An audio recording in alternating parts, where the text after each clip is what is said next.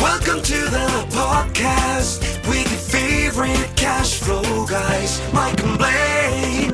Giving you the best advice while having a beer. When you're running a business, there are problems every day. Let Mike and Blaine help you out and guide your way. Cheers to the good times with Mike and Blaine for business, beer, and BS. Hey, it's Mike and Blaine. This is episode 166. I'm Mike Byland, also known as Cashflow Mike. That is my friend, my partner, and the CEO of Drive Run, the best cash flow forecasting software on the planet, Blaine Birch. What's up, my man? This feels like an eternity because we didn't do last week because I was driving between countries last week, and you were flying between because you were down in Mexico last week. And so it's awesome to be back. It feels like it's been months somehow, and it's only been like a week extra. Hey, think about that. We covered the entirety of North America. Mm-hmm. We did. And, and we probably had beer in all three countries within like days. Easy. within days of each other. Yeah, within days of each other. I think, yeah, that's fine. That's pretty funny. I had a great time in Cabo, and I missed this. Right. I don't know what it was. Remember last year when I went to, or was it last year or 2 years ago that I went to Cabo, and I actually did an episode in Cabo. Yeah, that was awesome. That was so fun. But I got to tell you, if we tried that this time, and after like I drove all day, I could barely function. So I would have been awful if we had attempted that while I'm driving. If I'm landed somewhere good, but man, I realized that night I'm like I can barely function after driving all day. Yeah, we definitely needed a break. I was okay with that. I mean, 166 episodes, 66, right? That's huge. And we're a little late today because we didn't talk for a week, so it was like we were like two old ladies at a fence, like, just catching up on what happened. And they were just like, oh, shit, we better get started here. So now we're trying to remember what we're doing here and get going. So we always start off with our beers of the week and our beer sponsors. So what are you drinking today? All right, so I got to tell you, neighbor Pat, one of our beer sponsors, walked this down yesterday, but he didn't just walk down this beer, right? And it's not one that he brews. Usually he brews one. He says he's got one kind of almost cooking for me, but he brought down one that he loves.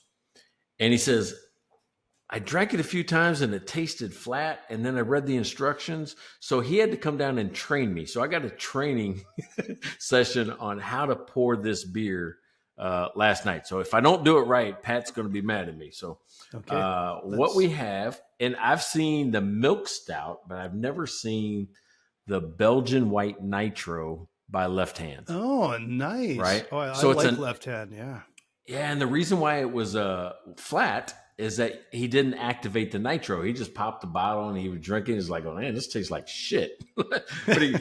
but he goes, he went online. This is what was funny. He went online to figure out how to drink a nitro and how to pour it. And you got to pour it. He says, make sure you have a glass. So I got a glass. Got that Cardinals glass, right? 11-time world champions. But he said he went online. He couldn't figure it out. And then all of a sudden he looked at the label, and there's instructions on the label. Nice. But he's like, well, how? What's wrong with this beer? So let me do this, but I have to pop the top, right? And it's an interesting pour when you think about it, because it isn't just you can't tilt the glass, you can't do it like this. You kind of have to do it like this, right? All at once. Yeah, it's a big dump, right? So that's what activates the nitro, and I hope I have a big enough glass. But let's watch the fall, right? This is one of the things I like about like Guinness and those. Yeah. Can you see? It's beautiful. Yeah. It's just like pouring a Guinness or a Kilkenny. There it is right there. Yeah. You dump it right in and it just works. That's beauty. That's what he brought down. So, hey, thanks, neighbor Pat. We always appreciate you. And I can't wait. I think he's got a pumpkin kind of fermenting or whatever it does during his brewing process. So I got a pumpkin beer coming next. Nice. Awesome.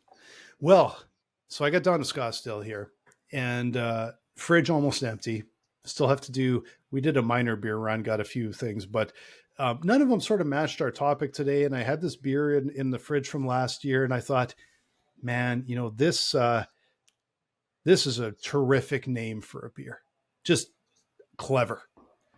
This is Lake Pleasant Brewing chocolate coffee stout. Nice. I've been really Which into those lately.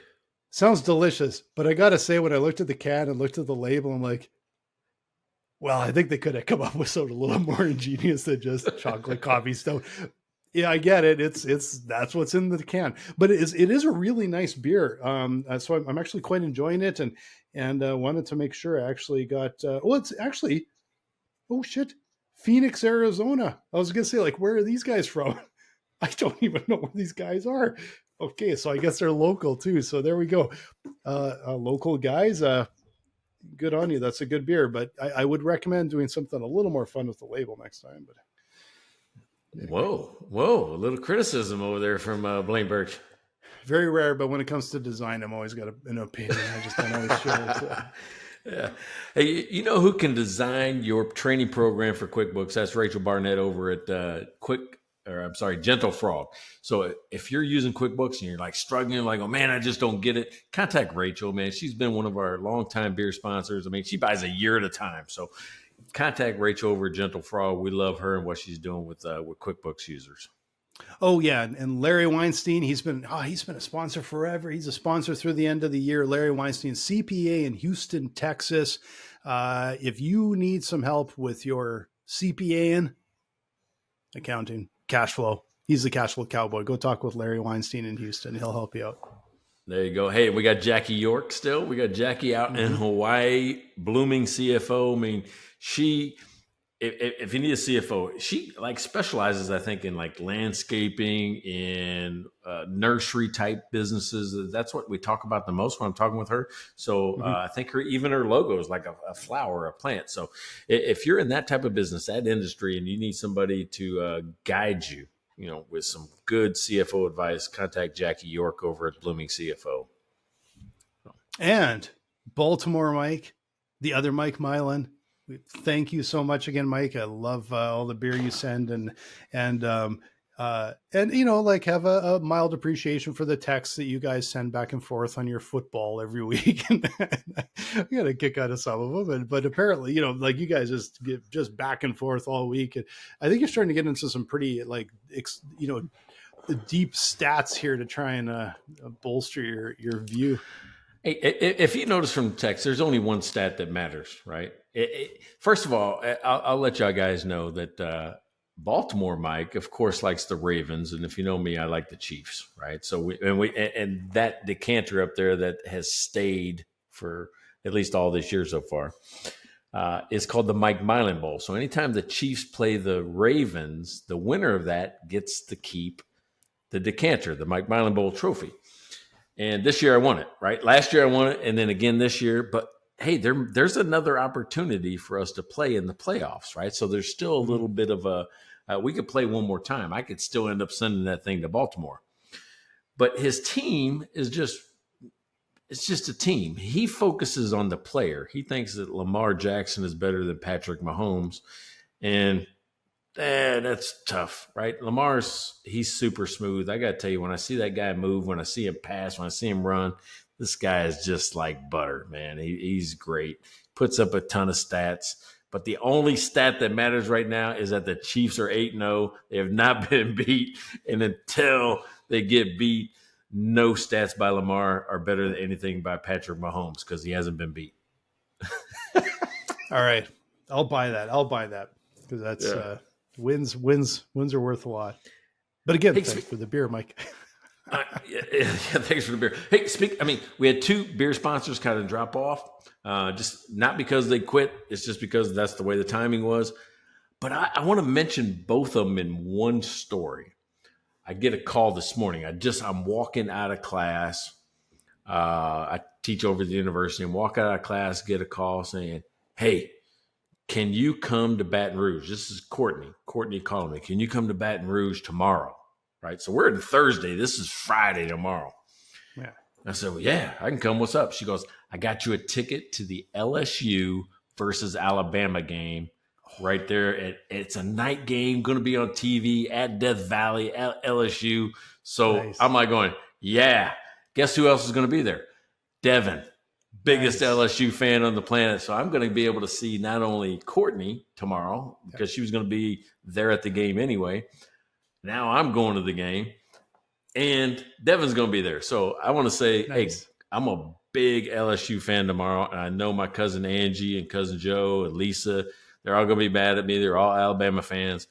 But hey, go Tigers, right? You remember I used to teach. I taught in the faculty at LSU, so cool. I got zero connection to Alabama. So I got. That's gonna be a big game. It's gonna be fun. That sounds like fun. That's good on you. That sounds like a great time. So, hey, we're just gonna give her. Just giving her, just giving her more than my Oilers are not just giving her right now. They're just sort of waltzing through sleepwalking so far, but. Anyway, we won't get into any more sports. So the topic today is an interesting one. Here's how it started, right? So the topic is about debt and use of debt and, necessary evil. And I'm preparing. I built this simulation. I'm doing this kind of 5-6 week simulation in the course about building out a strategy and running it. And I ran across a stat today on my way over to the school. And I'm like going, is this true? Can this be true? The average American right now, Blaine, has $37,000 in credit card debt. Oh, wow. Think about that. That's credit card debt. That's not like a mortgage. That's not like a car loan. That's not, student debt. That's just credit card debt. And in most cases, that could be a stake that you just is gone. That's money that you put on the credit card that's just gone. Yeah. And I'm like going, man, there are business owners that do the same thing with debt, right? Yeah. Use it for the wrong way, the wrong place, the wrong time. And one of the topics we've never covered on this podcast is debt and the use of debt in a small business. And I'm like going, well, why is that? I mean, my background. I've spent 15 years training bankers on how to lend to small business. How come we don't talk about this? Right? It's like going, So I thought about that. And I forget when it was. It was a few months or year or so back. It was either my daughter or some other person asked me about FICO scores, right? And they're asking me, do I need it? Do I not need it? And I'm like going, what a scandalous way to trick people into debt. That's a really weird statement for me to say right now, is this FICO score thing that you think you need to have. So what do you think? Do you need a FICO score? Do you know what it is? I have no idea what a FICO score is. Okay. Do you have a credit score? Yeah, from the fig plant. So in Canada, is there a score that they give you based on your history of making payments towards credit cards, towards loans or things like that? Is there a score up there? Yeah, just a credit rating. Yeah. Okay, credit rating. So FICO score is credit rating, right? Oh, okay. FICO is just a brand name of the score. Oh, okay. Gotcha. Right? Yeah. So anyway, I think it was like Fair. I forget the name. Fair something. I'd have to ask Chelsea. But anyway, now I sound like I don't know what I'm talking about. Here's what it is.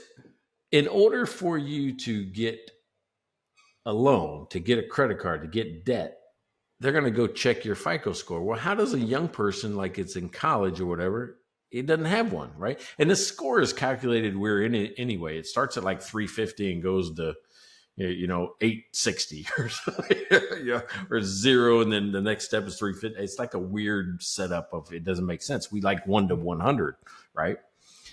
Well, if you have 0 debt, you just made an argument for the metric system, by the way. Yeah, there you go. I probably did. It probably made more sense, except for I'd have to learn another language.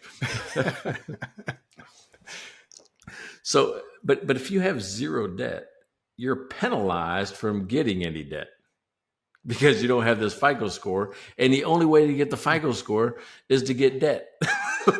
And then to get a higher FICO score, you have to get more debt. So think about what I'm saying there. You've got somebody that has no debt, and in order to get debt, they have to have this FICO score. So then all of a sudden you've got this introductory credit card they give to college students that has a $500 limit so they can build credit rating. Yeah. Yeah, but you don't right? have to, And you don't have to actually carry it, do you? Like I always thought like just having credit actually I thought would build that for you. But I didn't think you had to have debt to build that. But maybe you do. I don't know. yeah, part of it is your ability to repay, right? Not only do are you making the payments? Can you make the payments? And then, but how much of the debt are you using? But if you don't ever, buy something and then repay it, it just still shows zero, or I guess it shows something. Maybe you don't have to, right? So, but to increase your score, because the reason why you would want to increase your score is that the higher the score, sometimes you get preferred rates. Like they might give a mortgage of 7% to one person, and somebody with a higher score might get a 5%. So overall, it saves you money in interest, right? Mm-hmm. Well, but here's where I got into a trick bag in my mind. I'm like, going, well, if I don't have a FICO score, I have to take on debt to get the FICO score. And then if I want to, and why would I take on debt to get the FICO score? Why would I want to have the FICO score to get debt? It's like this weird catch-22 that happens. And if I want to have an increased one, I have to take on more debt and I have to make more payments. Mm-hmm. Well, then I've thought the opposite. What if I don't want debt? Because this is assuming that you want debt. Like I want a mortgage or I want to get a car loan or something like that. What if I don't want debt? I'm into my 40s, 50s now, and debt's not part of my life. I just want to pay cash. What happens? Well, here's what happens. I take the loans or the credit cards that I have and I pay it off to zero. If I do nothing kind of happens. My credit score might increase because I have more available balance. But then if I close those accounts, I no longer have the ability to borrow against the credit card or whatever it is, right? Mm-hmm. So if I pay off my credit cards and close the account, then my credit score goes down. My credit rating or my FICO score goes down. And over about a year's time, you could have a FICO score of 0. You're back to where you started because you had no debt to begin with, and now you have no debt now. Yeah. Well, here's what made me think about that. I heard like a couple of months ago, you've heard of Dave Ramsey? Yeah, I've heard the name. I don't recall. Is he a podcaster or a writer or something? He does money management for, personal finance. He does some business stuff, but mainly personal finance. And he's kind of an advocate against debt, right? He's got these programs that help you eliminate debt from your life. And he practices what he's preached. He said he has not had a FICO credit score in almost 30 years, right? Older man, his score is 0. He says, this is where it's caused me problems. He goes, I've got a couple $100 million, because Dave Ramsey is kind of a big name, got programs all across the country, couple $100 million worth of real estate. He goes, I forget the timing of it, and if I screw up the story, Dave, I'm sorry. But he says, I went to rent an apartment. And the 26-year-old manager took my application, sent it over to Georgia. He lives in Tennessee. Sent it to the headquarters in Georgia. The manager in Georgia ran it, right? Ran the actual credit application, came back and declined Dave Ramsey for rent. Wouldn't rent to him because he didn't have a credit score. He goes, I can write a check for a building, but I can't rent an apartment. Is that the craziest thing ever? Bizarre. Yeah, super bizarre. So are we incentivizing the right thing? Or are we creating people that are slave to debt now? Yeah, but if you take advantage of what they offer, and I know like what they're trying to do is hook you into debt, but if you take advantage of the credit, like for years, we pay off our credit card every single month, but we also buy everything on credit card, and the points we get, we'll have a couple of grand of stuff, laptop or iPad or something at the end of the year. because of all the points we get. So if you pay off your credit card religiously and you use the points, you're actually getting paid. I don't get paid to use cash. So there's a benefit to doing that. The problem is if you start carrying balances, your interest is like it's ridiculous through a credit card. Yeah, see, that's where everybody bets. The banks bet that you won't. 78% of people do not pay off their credit cards every month. 78%. Oh, they hate me. Yeah, I know. They can't stand me because I just make money off them all the time and, use the convenience, right? So this is my wallet. I have a driver's license and 2 cards in it, a personal and a business. The business is a debit card. The personal is American Express. I don't accumulate debt. If it don't work on one of these 2 cards, guess who doesn't get it? Here's what they also said about credit cards: is that when paying with a credit card, you are more likely to spend 12 to 18% more than you would if you were trying to just use cash. So we are overspending because there's no emotional bond, there's no emotional attachment to the transaction. You're not giving up anything, right? Think about it. You go to the grocery store. You give them a piece of plastic and they give you what? All the groceries, right? And the piece of plastic back. There's no emotional connection. Now you got to pay it. Now there's an emotional connection to money leaving your bank account later. But think about this. If you give them $100 bill, they don't give you the $100 bill back. That's the pain, right? That's the pain that people feel, where it's a discipline that I think actually makes sense. If you're trying to avoid debt and you're trying to, actually live within your means. Yeah. So, and I guess what brought me there was there's all this talk about debt bankrupting people. And remember that, it used to be pre-COVID, 50,000 businesses file bankruptcy every year. It's down to around 19,000 now, right? So something good after COVID happened. People started conserving cash. And I think, venture capitalists probably helped with that. Meaning if you're going to run a business and you want to raise money, you got to show us you can make money. Right? Yeah. So I think debt has been on my mind lately because I see people getting in trouble with it. And I wanted to talk about it today. So that was a long-winded way to say, I want to talk about debt today, Blaine. Well, yeah. And I think when we start looking into, I'm surprised that I'll be surprised if the numbers stay low like this year.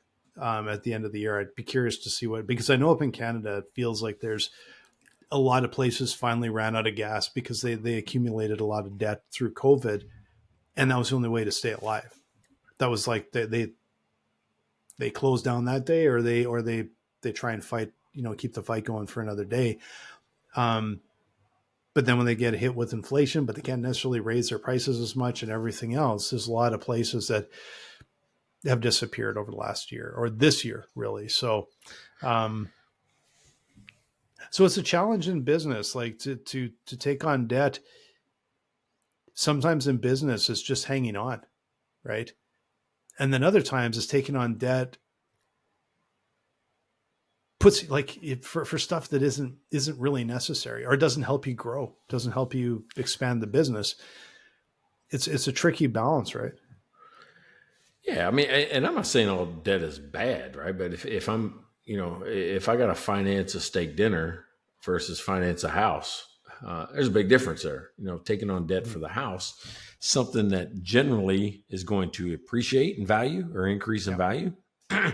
And if anything, I don't feel like I'm losing my money. I might be paying interest. And this is the one thing about interest on a house. And I can't speak for Canada. You probably can, but most people go, oh, you can deduct your interest. Yeah, you can't in Canada.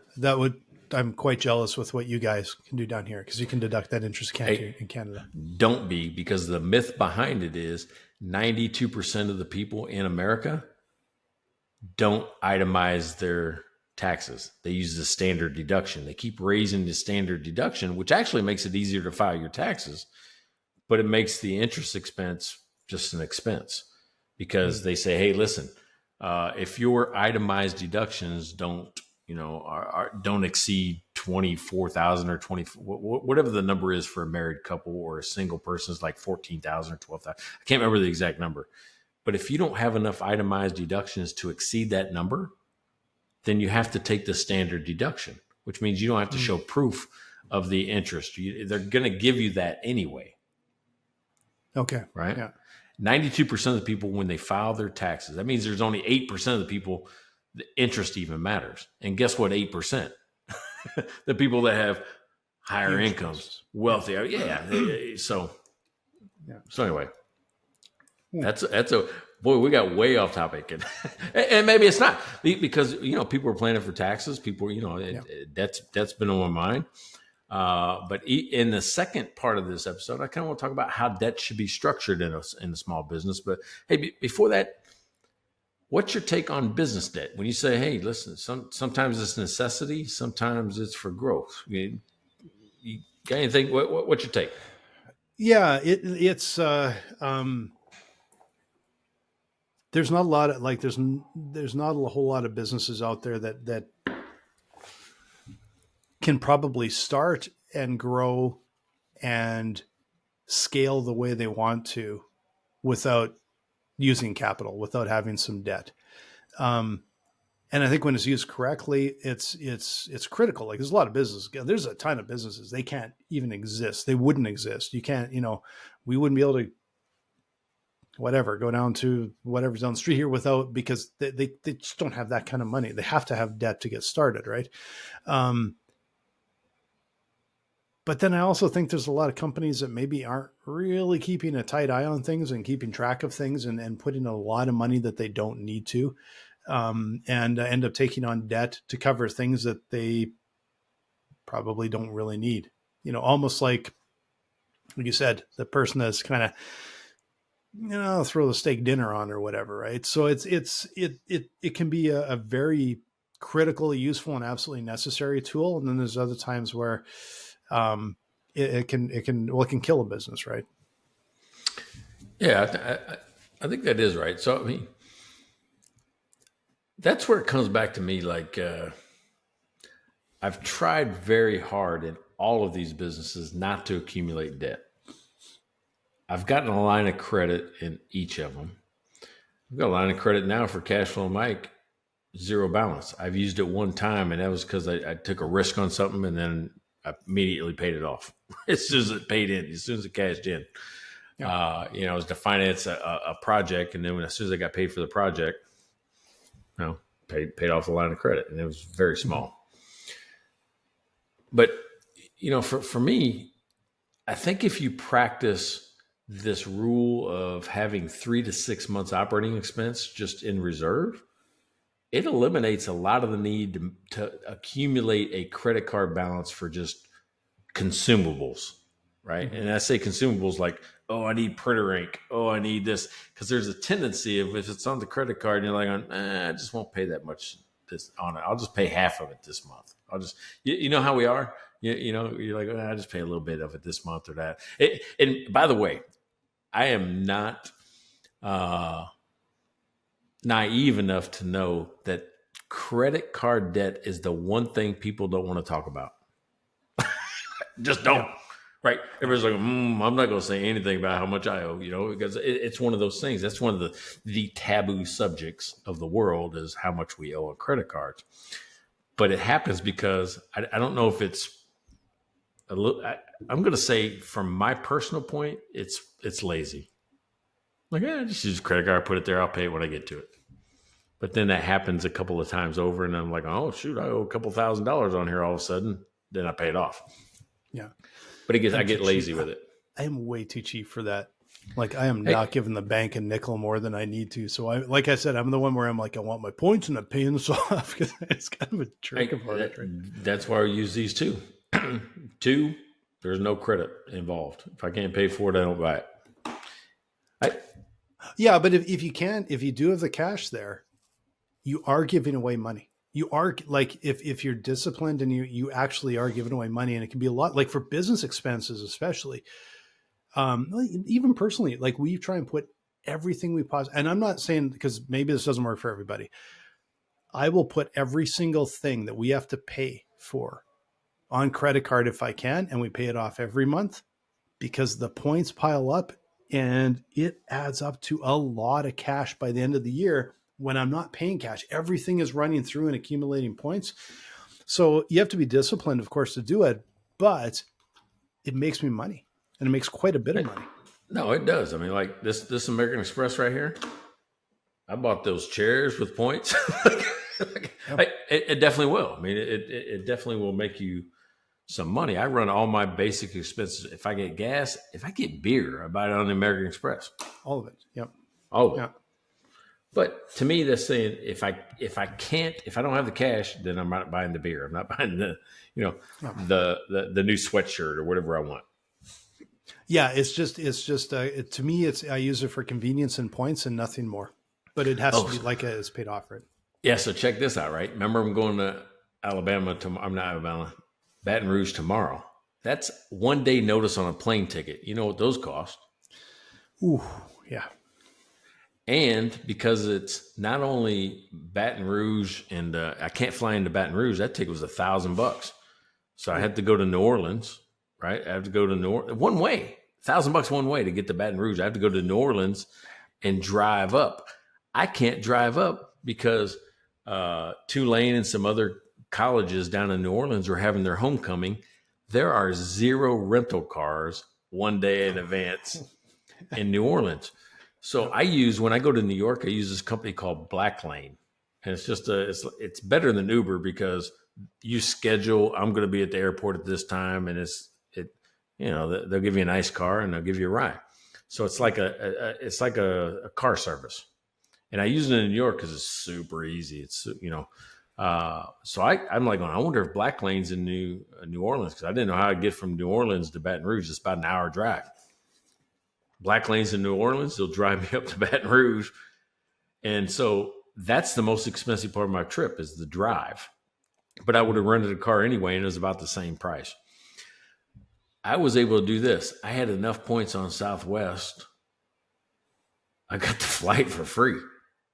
Nice. Right? So, I mean, but that's just having the airline miles and stuff like that. You're like, oh, yeah, I'll go to Baton Rouge for free or New Orleans for free, only pay for the ride up. And then from there, I'll stay with Courtney and ride in her rental car back to New Orleans. Yeah. So it's almost a free trip. Nice. But it's leveraging debt and stuff the right way. Yeah. Well, and that's the thing that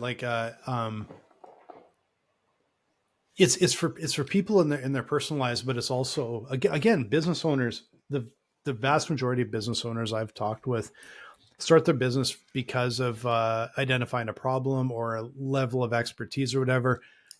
Most of them don't actually have any sort of education, like finance education of any type. And I wonder how much better off people would be if they had a finance class from grade 1 through 12 every year, a finance class. Because it's amazing for me to hear that people are spending interest on credit cards, but not making interest on investments. And there's so much money that's left on the table for people and I think a lot of it is just the education, and it's an education that I think should be started early and all the way through, because imagine you do that, you carry a credit card balance for 20 years, where how much money are you basically flushing down a toilet, and same thing with the business, but because it's the same people and they may not have that, until they get big enough to have, or hey, they have an accountant banging on their door, yelling at them, or, actually get to a CFO level. Are they kind of operating in the same way? And I just look at how much better would the economies of our two countries be if people actually, the banks wouldn't like it because the credit card companies, they wouldn't like it. But imagine how much stronger the economy would be, how much more money people would have, and they'd be spending it smartly, but they would be spending it. And, you know, it drives me nuts to hear sometimes what like how people operate, because I think some of it is they just don't really realize the impact. Yeah, I would agree with that. And I'll tell you what, if you're running a business right now and you didn't take any finance class in grade K through 12 because they didn't offer it or whatever like that, you are not missing out. You can get a finance class today. It's called the Clear Path to Cash, and I offer it at Cashflow Mike. One of the lessons specifically is called How to Deal with Your Banker, where I talk about how to structure debt, how to avoid mismatch financing, which is using the wrong loan product to buy something which cost you money. It is one of the silent killers of business called mismatch financing because it robs your business of cash in the form of interest. And I'll give you an example. Would you buy a house with a credit card? No, we wouldn't do that, right? Because if I could pay it off and get the points. Hey, great miles. You would get a ton of miles if you could do it like that, right? So if you could do it, yeah, there you go. But most people don't, because credit cards are anywhere between 18 to 30% right now. And, you know, mortgages are 7%. That's how it robs your business of cash. And nobody ever walks out the door in the morning and says, I am going to misfinance my company today. Right? It just happens. I mean, it happened to me. Yeah. I walked in, I had a cooler that was broke down, and I went and bought it on a credit card at the restaurant supply store just to buy a new one. Something I could depreciate, that I could spread out the expense of over the life of the asset. So that's the rule. That's the thing. I know this is a commercial for Cashflow Mike, but the rule for financing anything that you can depreciate is the length of the loan should match the life of the asset. So if you buy something you can appreciate for 5 years, buy it with a 5-year term loan if you don't use cash. Doing that avoids mismatch financing. That's the rule that kind of helps you make sure you get the right product for the right time. If you want to learn more about how to do this, go to cashflowmike.com, check out my course, The Clear Path to Cash, get involved. I'll teach you how to deal with your banker and get loans that actually help you grow your business. That's what I do. Yeah. Nice segue there. And you know, yeah, all joking aside, like there's businesses now that this is, there was a time where businesses probably weren't so worried about things like this. And now it's, you know, it's just tight and things are a little bit trickier. This is a perfect time to go and unpack this stuff for your business, so you know exactly what you got to do. Yeah. So, I mean, when we talk about it, I mean, I like debt for growth. I actually do, right? I mean, if I need a new truck because I'm increasing, first of all, in your business right now, do not buy an asset unless you intend it to grow revenue or grow profit. That's the only reason to do it. One of the biggest fights I ever had with an accountant was they were trying to tell my client that to save $30,000 in taxes, they needed to buy a $225,000 tractor. That don't make sense to me. Like, did he get more land? Does this tractor produce more revenue? No, it's just a way to avoid the tax. So you want him to make monthly payments on a $225,000 tractor so he can avoid $30,000 tax payment, but make no more money. Yeah. Yeah. Didn't make sense. The math doesn't add up. I still remember having to let go of my at that time, my favorite car. I loved her so much. And then my accountant said, you got to get rid of that thing. You can't write it off anymore. Well, what happens when you get rid of a car that I love is we went and leased cars and we're paying for them every single month. And you never make back all these amazing tax savings. Trust me, they don't cover the freaking cost of the car that we're putting in. And I look at that now and just go, that was not the brightest idea. Like we would have been better off just paid the tax. Just paid the tax. Just paid the tax. I mean, people think about like, oh my God, I owe tax. That's the best. That's your goal. Your goal is to owe tax. Right? Yeah. Because that means you made a shit ton of money. Made money. Exactly. Like how many times have you heard this? It's just like, you know, some company, I don't know, lost their shirt on something. It's like, oh, it's a right. They just write it off. And it's like, and I'm like, you realize they spent the money and they lost it and they wrote off a small portion of it. Yeah. Like that's not how it works. I think they think it zeroes out. It's like, no, it doesn't zero out. You lose money. That's what happens is you lose money. Yeah, exactly right. You already spent the money. You didn't write it off. I mean, like it's a magic, like it just goes away. Not magic. Yeah. I get the money back. No, and you get a percentage of, like, a small percentage of it as a write-off. Like but that's, again, like, that's like, we need finance from grade 1 through 12 because that's kind of the perception. It doesn't add up, right? You know what? The more I've talked to people around the country about this, what you're talking about, I have to give kudos to Knox County, Illinois, right? Where I went to school, Galesburg, Knoxville, because your sophomore year is the only year you do this thing that's called a trimester. Every other year, it's a semester, right? So half the year and half the year. But you have this one set of classes that is a trimester, right? During your sophomore year. And the 3 classes you take, driver's ed, taught in school, where you learn it as a class in school and get your permit and you actually go drive. They had a driver's ed car at the school. The other one was health, right? You got to know about your stuff, yourself. The third one was personal finance, credit cards, checking accounts, those type of things. So your sophomore year, it's really one class that you take all year long, but it's 3 different sections, driver's ed, and you kind of rotate through. I didn't realize they didn't do that. I didn't realize. I can't believe I don't know if anyone, I don't know what schools are like today, but I don't get the sense it's brimming with finance classes. But I know that sounds like quite a rarity to me. And it is something that it shouldn't even be one semester or one trimester when you're right before you graduate. Instill these ideas, even part of a class, right from, like, instill these ideas into people, into kids, so that they grow up with this and they understand it. They don't just hear about it. They understand it, because it's like, yeah, they're taking this every year and it's building on top of each other every year, even if it's just a part of one course every single year. And I don't think that happens at all. And it's amazing that the damage I think that does, right? Yeah. So when you think about that, so now you're talking K through 12. My oldest granddaughter's 2nd grade. She got her first progress report today.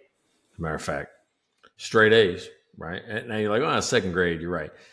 That wasn't, all the comments about being a good citizen and those type of things made me proud. The other thing was, we've moved Addie's her name, into the advanced reading. So we pull her out part of the day, because she's reading at such an advanced level of the rest of the class. She's in an accelerated type program to encourage more reading and to develop that skill. I'm like going, that's kind of cool, right? So, to me, I'm like going, you should be proud when you get acknowledged that something is going right in a child's education. She has a love of reading. She has a love, plus the straight A's thing of, math and all that other stuff. Now, I know it's 2nd grade, but it's a start. And you want to encourage that, because you want them to continue to learn. As soon as the iPad and TikTok and all that gets in her life, you're going to be competing against that as a parent. Yeah. That was a little bit of BS here, because that was the opposite experience for my mom when I was in grade 2. Because I had to go to the portable and go into the dumb kid class to learn how to read, because I spent grade 2 standing in the corner because apparently I was disruptive in class. And then Mrs. Eagles, I was in that class and I would stand in the corner and I'd run a pencil up and down the crack in the corner.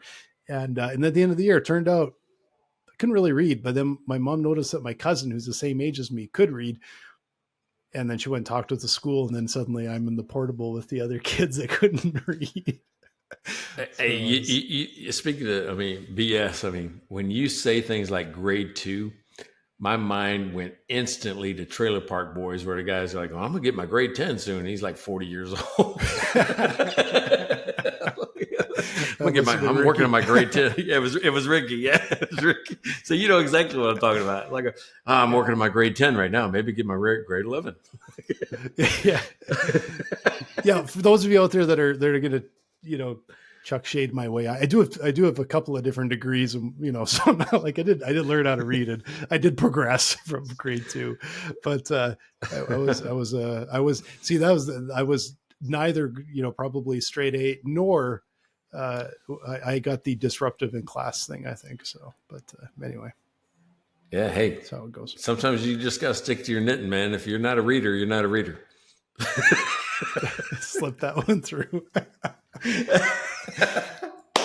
Nice work. That's funny. Nice work. That's funny. That's pretty good. All right. So let's kind of end on this. I really do think that I want to caution against taking or using credit for just consumable things that you actually do have the cash for, right? Because I know there's a survivability where you got to do it just to see if you can put something together.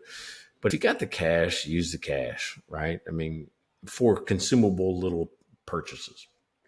Otherwise, those little things pile up really fast. Yeah. Or at least like that stuff, just make sure you like that. You have to be religious about paying off your credit card, because you don't want the office supplies to cost you an extra 20% at the end of the year. Like, cause you've been lax on it. Right.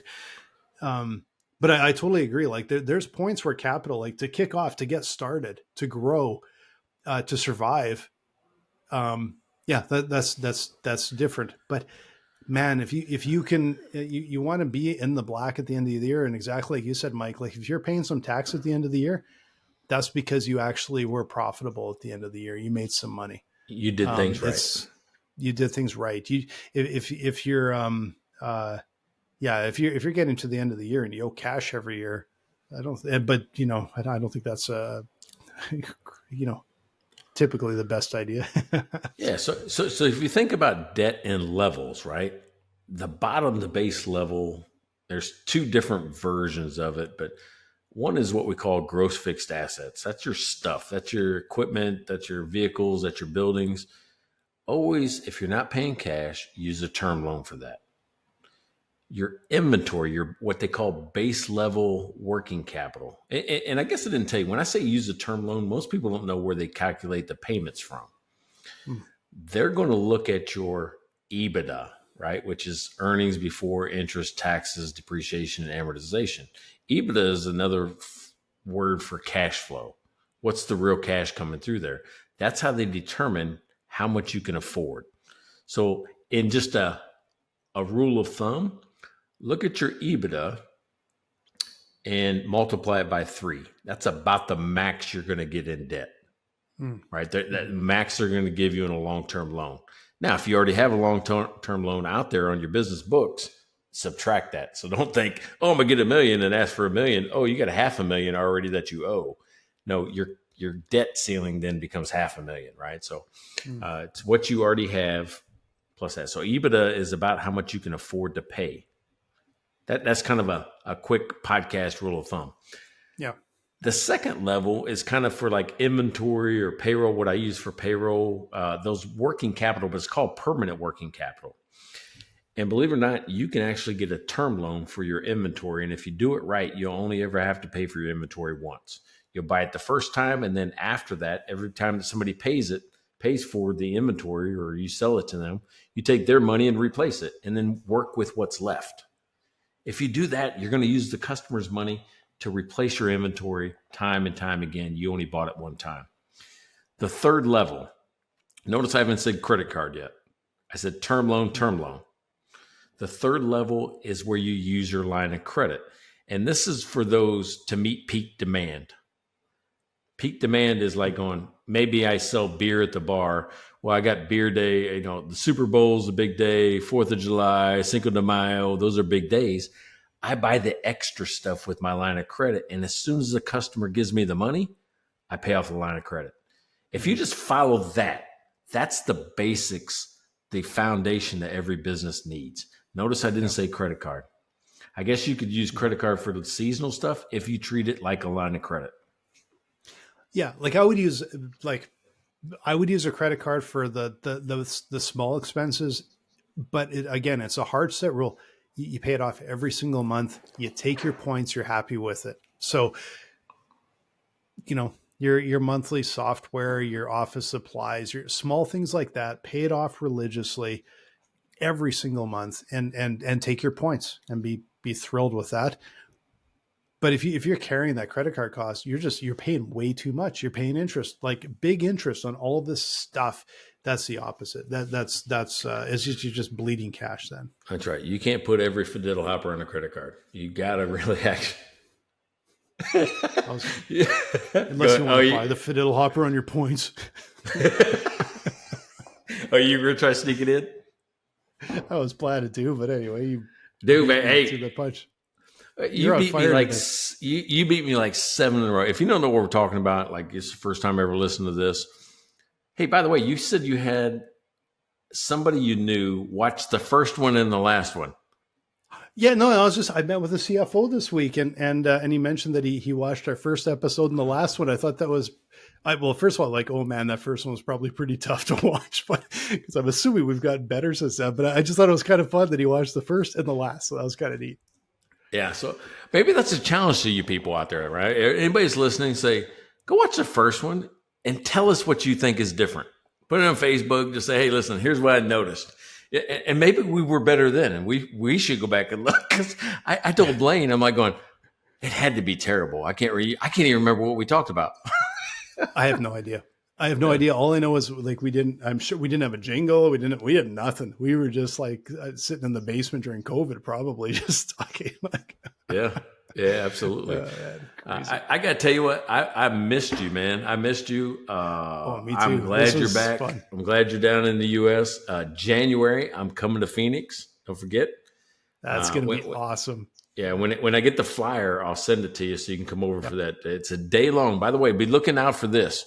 If you're in Phoenix or that area, I'm doing a day-long seminar for the National Bank of Arizona and the Arizona Small Business Association, and it's going to be at the National Bank of Arizona's conference center right on their campus. So nice. Great day. It's going to be 6 hours of just stuff. You're going to love it.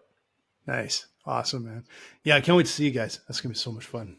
So glad to be down here. It's warm. I get to see you. It's going to be super fun. And this was, like I said, it felt like months off. We get so used to this every week. So glad we're both back, and we'll be back at it next week with 167. Check out their website at mikeandblaine.com.